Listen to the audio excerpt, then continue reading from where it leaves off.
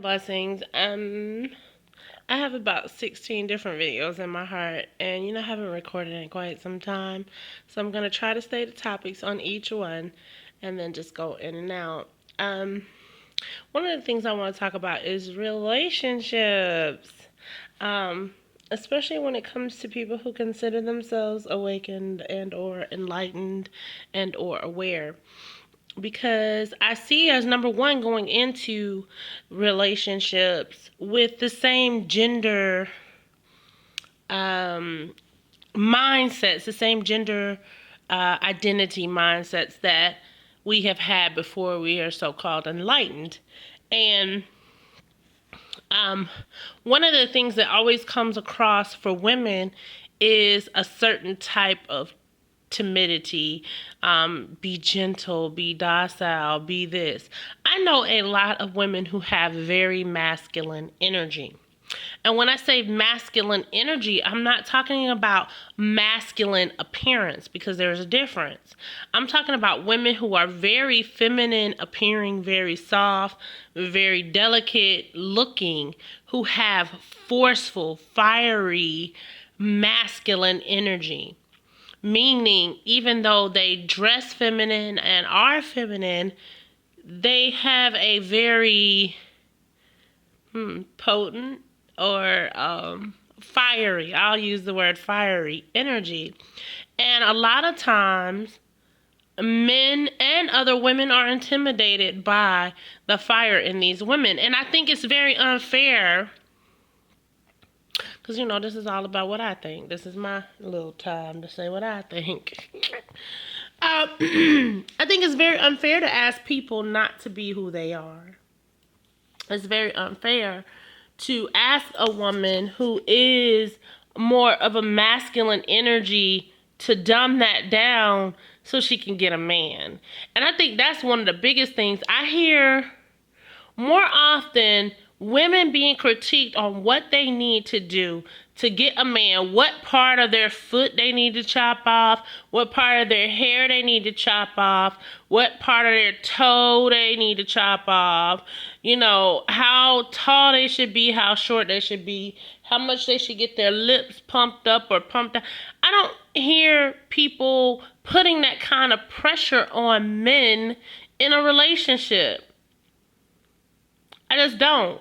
Men can pretty much show up to a relationship physically how they want to, emotionally how they want to, mentally how they want to, financially how they want to. Because a woman who demands more from a man financially is considered a gold digger, or what is the other word? Her standards are too high. If she demands a man to be emotionally and sexually mature, her demands are too high. She needs to lower her standards. She's asking for too much. But women are constantly asked and trained to, don't say what you feel all the time. You don't have to tell him how you feel. Trick him when you're making love to him. I don't want somebody I have to trick while I'm on top of them. I want to be able to talk how I talk. And I'm not always going to be gentle. Just like a man is not always hard. And that's why I say we need to get away from gender identification, from the patriarchal view, because gender has very little to do with the flow of feminine and masculine energy. You can have men who appear very masculine, who are energetically very feminine. And I'm not even talking about sexual preference, because people think masculine and feminine only deals with sexual preference and physical. That's taking it back to physicality. Masculine and feminine energy is bigger than the physical being, from what we understand it. In other paradigms and other planes of existence, I don't even think they look at it like we do, what masculine and, because we're caught up in dichotomies. We're caught up in dualities. Other beings understand that we're multifaceted beings of all kinds of forms and unforms. So they don't get caught up in that. So I'm saying, I think that to ask women to constantly curtail who they are to make men feel comfortable is an issue. I think it is time to start raising men who are comfortable in their own skin, comfortable with the woman that they chose. If you want a woman who is not masculine or who is docile, who doesn't talk back, then you should pursue that kind of woman.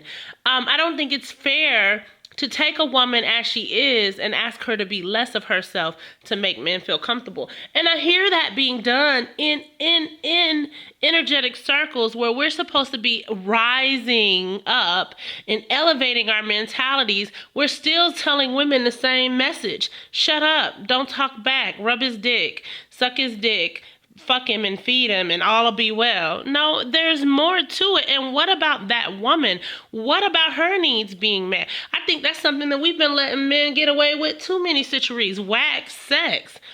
I want to be pleased too. I want to come too. I want to be fulfilled too. You have men who expect to get their dick sucked and don't eat pussy. I don't understand. I just don't understand. Maybe this isn't kid friendly, so I'm going to put PG-13 on this, but I'm just saying. It's unfair to expect women to constantly water themselves down in the business field, in the bedroom, with their mate, with each other, because strong and powerful women are even shunned by other women. It's ridiculous. I don't think a woman has to be less of herself for any man that's worthy of her. And honestly, I don't think having a relationship is the end all to be all, which will be the next video that I'm getting ready to do. I mean, sometimes it's better to be alone. It's better to be alone and be who you are than be castrated as a feminine being to be clipped of the very things that make you alive just to say you have someone around. And that's all. I pray that this video finds you in perfect health and perfect peace. It is my honor to serve you. Peace.